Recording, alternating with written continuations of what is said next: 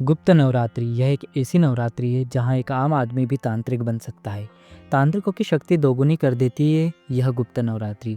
अगर आपके जीवन में परेशानी, संकट, धन हानि, आपके घर में अकाल कुछ होना, यह सब चालू हो गया है 1 मास पहले ही गुप्त नवरात्रि के, तो मान लीजिए तांत्रिक अपने काम में जुट गए हैं आपको बर्बाद करने के लिए। यह गुप्त नवरात्रि बहुत ही खास होती है आपके जीवन को आनंद से भरने के लिए और आपके आनंद को पीड़ा में बदलने के लिए। स्वागत है आपका हमारे इस यूट्यूब चैनल में, जहां हम आपको माता जी के बारे में विभिन्न जानकारी देते हैं।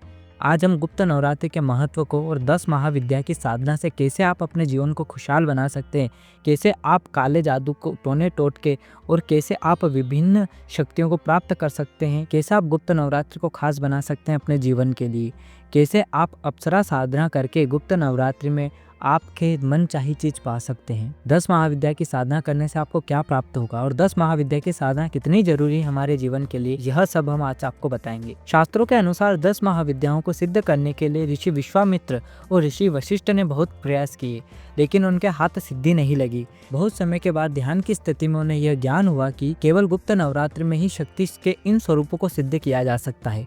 गुप्त नवरात्रि में 10 महाविद्या की साधना कर ऋषि विश्वामित्र अद्भुत शक्तियों के स्वामी बन गए। उनकी सिद्धियों की प्रबलता का अनुमान आप इस बात से लगा सकते हैं कि उन्होंने एक नई सृष्टि की रचना कर डाली थी। इसी तरह लंकापति रावण के पुत्र मेघनाथ ने अतुलनीय शक्ति प्राप्त करने के लिए गुप्त नवरात्रि में साधना की थी।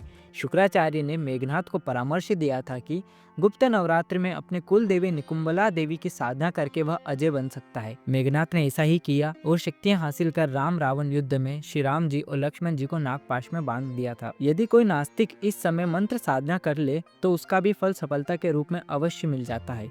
यदि आप मंत्र साधना, शक्ति साधना करना चाहते हैं पर अपने निजी कामकाज की उलझनों से नहीं कर पाते, यह सबसे उचित समय है गुप्त नवरात्रि में साधना करके कुछ नियमों का पालन करके शक्तियों को प्राप्त करने का। गुप्त नवरात्रि के बारे में यह कहा जाता है कि इससे कालखंडी में की गई साधना निश्चित ही फलवती होती है। इस समय की जाने वाली साधना को गुप्त बनाए रखना आवश्यक है। अपना मंत्र और देवी का स्वरूप गुप्त बनाए रखें। गुप्त नवरात्रि में शक्ति साधना का संपादन आसानी से घर में ही किया जा सकता है। इस महाविद्या की साधना के लिए सबसे अच्छा समय होता है गुप्त व चमत्कारिक शक्तियों को प्राप्त करने के लिए यह गुप्त नवरात्रि सबसे श्रेष्ठ और उत्तम अवसर होता है। माघ नवरात्रि में 9 दिनों की एक शुभ अवधि है जो शक्ति के 9 विभिन्न रूपों की पूजा करने के लिए समर्पित है। यह पारंपरिक हिंदू कैलेंडर के माघ महीने में शुक्ल पक्ष के दौरान प्रतिपदा से नवमी तक मनाया जाता है। माघ गुप्त नवरात्रि को शिशिर नवरात्रि के रूप में भी जाना जाता है क्योंकि यह जनवरी फरवरी के सर्दियों के महीनों के बीच में आती है। यह साधकों, तांत्रिकों और भौतिकवादी समस्या को हल करने की इच्छा रखने वाले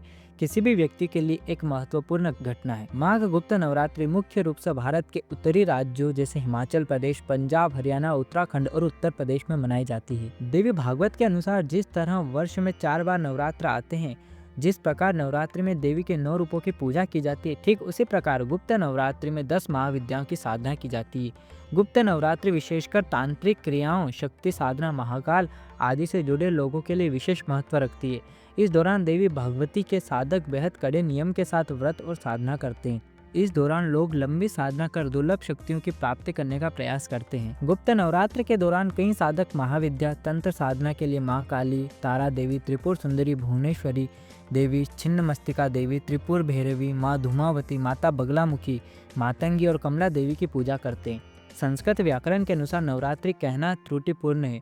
घट स्थापना कर अखंड ज्योत प्रज्वलित करना व द्वारे स्थापित करना, श्रद्धालुगण अपने सामर्थ्य के अनुसार उपयुक्त तीनों ही कार्य से नवरात्रि का प्रारंभ कर सकते हैं अथवा क्रमशः 1 या 2 कार्यों से भी प्रारंभ किया जा सकता है।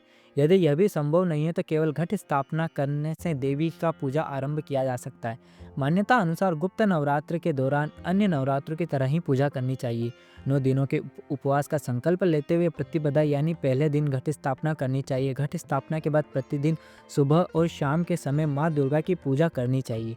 अष्टमी या नवमी के दिन कन्या पूजन के साथ नवरात्रि का व्रत करके उद्यापन करना चाहिए। आने वाली वीडियो में हम जानेंगे कैसे आप गुप्त नवरात्रि को एक तांत्रिक दृष्टि से, एक साधना की दृष्टि से कर सकते हैं, जहां हम आपको अलग अलग पूजन विधि, अलग अलग क्रिया बताएंगे। जुड़े रहिए हमारे साथ। अगर आपको वीडियो पसंद आए तो वीडियो को लाइक कर दीजिए, चैनल को सब्सक्राइब कर लीजिए और यह वीडियो ज़्यादा से ज़्यादा लोगों के साथ शेयर करिए। हम आने वाले वीडियोज़ में माता के 10 महाविद्या स्वरूपों की रचना भी बताएंगे कि वह कैसे बने, उनको कैसे उत्पन्न हुए।